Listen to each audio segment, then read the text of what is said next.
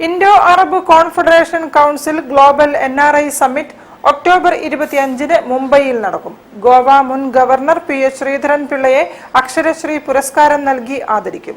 Sheikh Zayed award Akbar travels chairman KV Abdul നാസറിന് സമർപ്പിക്കും.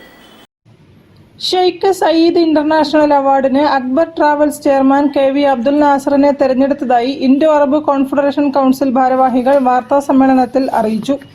Sheikh Zayed award എന്ന് പറഞ്ഞാൽ ഇന്ത്യയിലുള്ള ബന്ധത്തിന്റെ അടിസ്ഥാനത്തിൽ 40 വർഷമായിട്ട് വർഷത്തിലൊരു പ്രാവശ്യം ഒരാൾക്ക് എന്നൊരു രൂപത്തിൽ ഇൻഡോ അറബ് കോൺഫെഡറേഷൻ കൗൺസിലിനാണ് ഇന്ത്യയിൽ ഏകമായിട്ട് അത് കൊടുക്കാനുള്ള അംഗീകാരമുള്ളത്.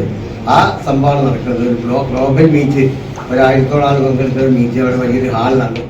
വിവിധ ഭാഷകളിലായി ഏറ്റവും കൂടുതൽ പുസ്തകങ്ങൾ രചിച്ച് പൊതുപ്രവർത്തന രംഗത്ത് വേറിട്ട വ്യക്തിത്വമായി മാറിയ മുൻ ഗോവ മിസോറാം ഗവർണർ P.H. ശ്രീധരൻ പിള്ളയെയും ഇൻഡോ അറബ് കോൺഫെഡറേഷൻ കൗൺസിലിന്റെ ആഭിമുഖ്യത്തിൽ ആദരിക്കും.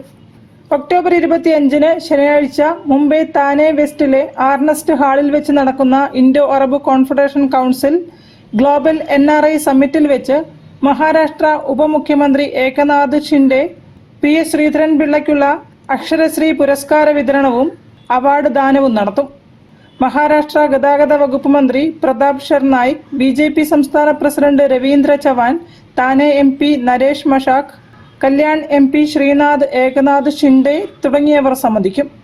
വാർത്താ സമ്മേളനത്തിൽ Indo Arab confederation council president MV Kunhamu, coordinator Koyatty Maliyekkal, award നിർണയ കമ്മിറ്റി അംഗം AV ഫർദിസ് എന്നിവർ പങ്കെടുത്തു. News bureau, Kozhikode.